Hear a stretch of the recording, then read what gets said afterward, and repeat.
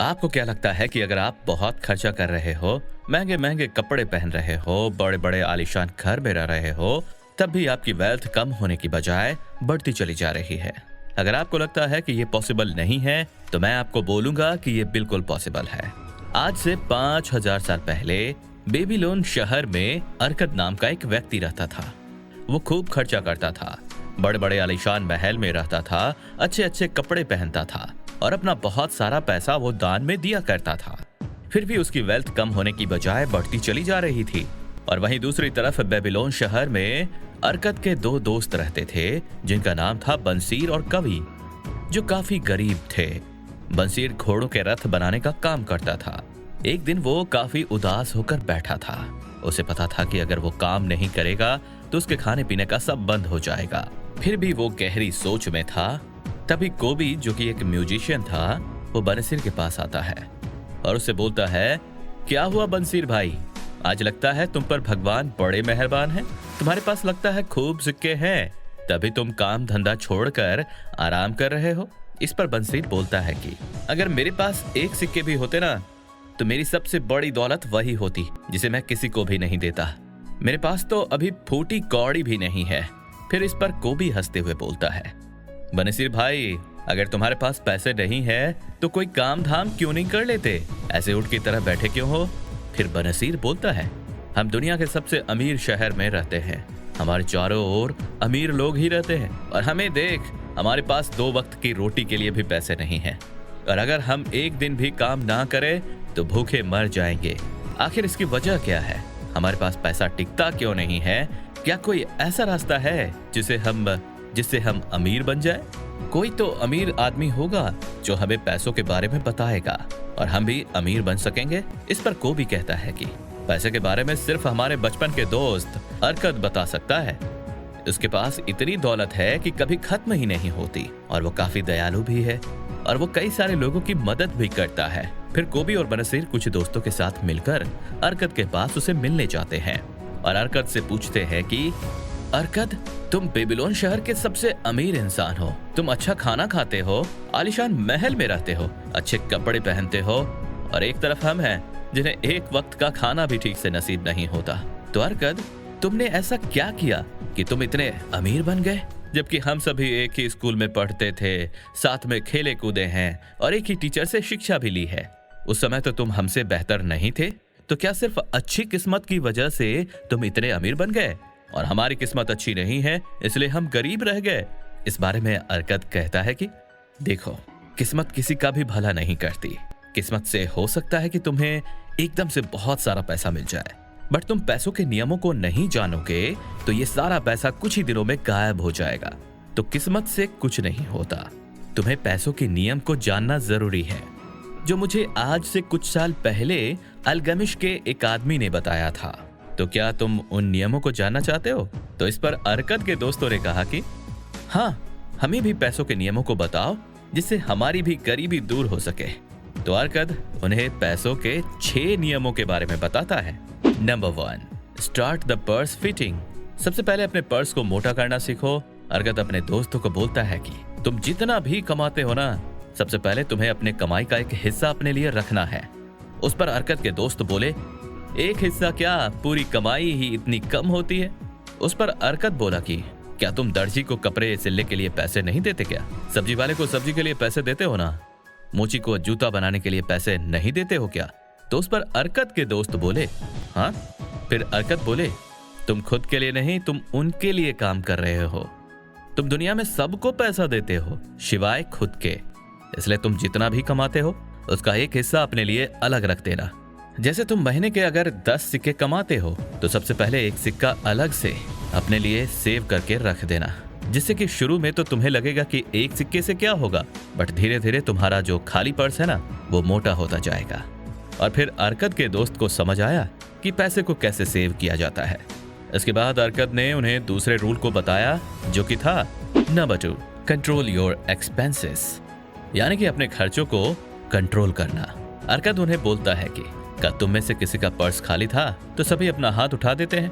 फिर अर्कद बोलता है कि ये बताओ, पिछले साल किसका पर्स खाली था?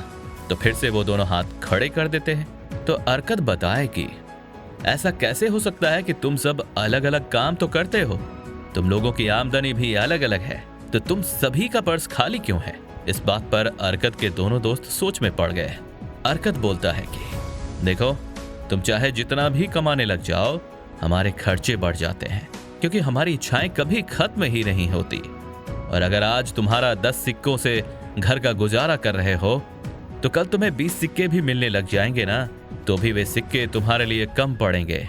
इसलिए तुम्हें अपने खर्चों पर कंट्रोल रखना पड़ेगा। तुम्हें उन 10 में से एक सिक्का अलग रख देना है और अपने खर्च पर कंट्रोल रखना है। कैसे भी करके बाकी के 9 सिक्कों से अपना गुजारा करना है। और इस बार एक अलग चीज ये होगी कि तुम सारे 9 सिक्के तो खर्च कर दोगे, बट इस बार तुम्हारे पास एक सिक्का रह जाएगा। और ये सुनकर अरकत के दोस्त वहां से चले जाते हैं और तीसरे दिन उसके पास वापस आते हैं। तो अरकत उन्हें पैसों का 3rd रूल बताते हैं, जो कि है number 3, make the gold multiply, यानी कि अपने पैसों को मल्टीप्लाई करना सीखो। अरकत अपने दोस्तों को बोलता है कि जब आप अपनी आमदनी का 10% बचाने लग जाओगे और अपने खर्चों को कंट्रोल करना सीख जाओगे, तब आप देखोगे कि आपका बटवा मोटा होने लगेगा। तब आपको ये सोचना है कि अब आप कैसे अपने पैसों से मेहनत करवा सकते हो, यानी कि उन्हें कैसे काम पर लगाया जाए। और अरकत ने जब अपना पैसा बचाना सीखा, उसने अपने पैसों को एक ढाल बनाने वाले को दे दिया था, जो बदले में उसे हर महीने इंटरेस्ट देता था। तो अरकत का पैसा दिन ब दिन बढ़ता जा रहा था। अरकत बोलता है कि तुम्हारी वेल्थ तुम्हारे पास में पड़ा रहने से नहीं बढ़ेगा, आपकी वेल्थ तो इन्वेस्टिंग से बढ़ती है।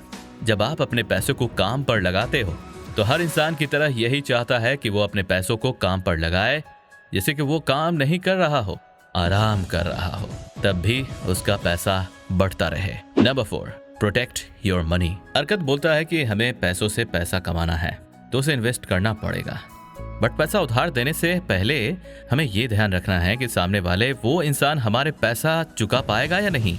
अरकत बोलता है कि मेरा पहला इन्वेस्टिंग बहुत ही खराब था, उसमें मेरी पूरी 1 साल की सेविंग बर्बाद हो गई थी। वह यूं कि अरकत ने जो पैसा सेव किया था, वो उस पैसों को अजगर नाम के एक इंसान को दे दिया था, जो कि ईंट बनाने का काम करता था। उसने मुझसे बोला कि तुम मुझे पैसे दे दो, मैं दूसरे देश में जाता रहता हूँ, वहां से मैं तुम्हें सस्ते दामों में ज्वेलरी ला कर दूंगा, फिर तुम उन्हें महंगे दाम पर यहाँ बेचकर प्रॉफिट कमा लेना।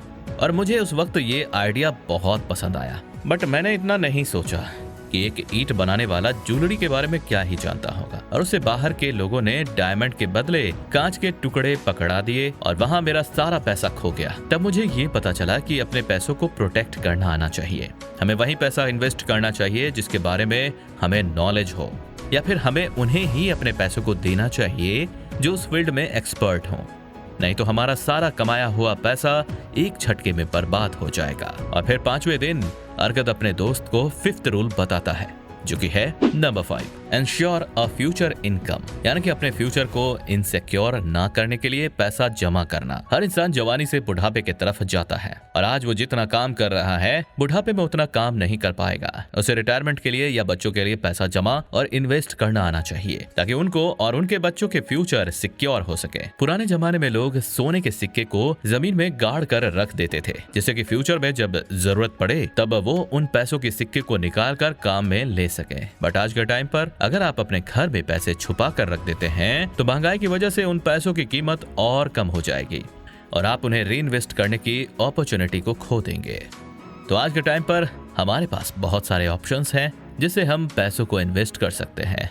जैसे कि आप किसी कंपनी के स्टॉक्स खरीद सकते हो, गोल्ड खरीद सकते हो, जिससे कि आपका पैसा कंपाउंड होता रहेगा और आपका फ्यूचर सिक्योर रहेगा। अब 6ठे दिन अरकत अपने दोस्त को लास्ट टिप्स बताता है, जो कि है नंबर 6, इंक्रीज योर इनकम, यानी कि अपनी इनकम को इंक्रीज करना। अरकत अपने दोस्तों से बोलता है कि कुछ समय पहले मेरे पास एक आदमी पैसा उधार मांगने आया था, तो मैं उससे पूछा कि तुम्हें पैसा क्यों चाहिए।